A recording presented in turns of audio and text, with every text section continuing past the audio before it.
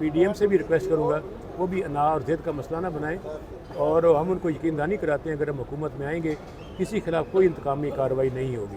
اچھا، یہ تو آپ کہہ رہے ہیں انتقامی کارروائی نہیں ہوگی، تو صدر عارف علوی نے بھی مفاہمت کا رویہ اختیار کیا، عمران خان کو سمجھانے کی کوشش کی، اداروں سے بات کرنے کی کوشش کی، تو اس کا کوئی نتیجہ نہیں نکلا، کوئی ملاقات نہیں بن پائی۔ ان سب مفاہمت کے جو لوگ تھے، علمبردار تھے، صدر دیکھیں پاکستان اس کے تھے۔ لیے بڑے ادارے موجود ہیں، صدر مملکت کا ایک دفتر موجود ہے جو ریاست کے سربراہ ہیں، تینوں مسلح افواج کے بھی سربراہ ہیں، ان کا تعلق پاکستان تحریک انصاف سے بھی ہے، عمران خان بھی ان پہ اعتماد کرتے ہیں۔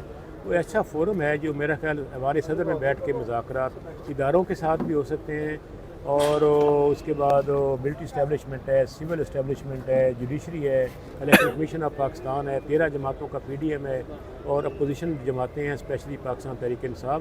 تو یہ میرا خیال ہے کہ اس پہ اب نواب انصر اللہ خان تو ہے نہیں، وہ اچھی شخصیت ہے جو بٹھاتے رہے سب کو، تو اس پہ میرا خیال ہے کہ اگر ہم کچھ دیر کے جو غصہ آتا ہے نا تو پھر انسان جذباتی ہو کر فیصلے کرتا ہے، غصے کو ہٹا کے ٹھنڈا پانی پی کے سارے بیٹھ جائیں راؤنڈ ٹیبل میں اور مذاکرات کریں جس میں ایجنڈا ہو معاشی، سیاسی اور آئینی استحکام اور بالادستی آئین کی۔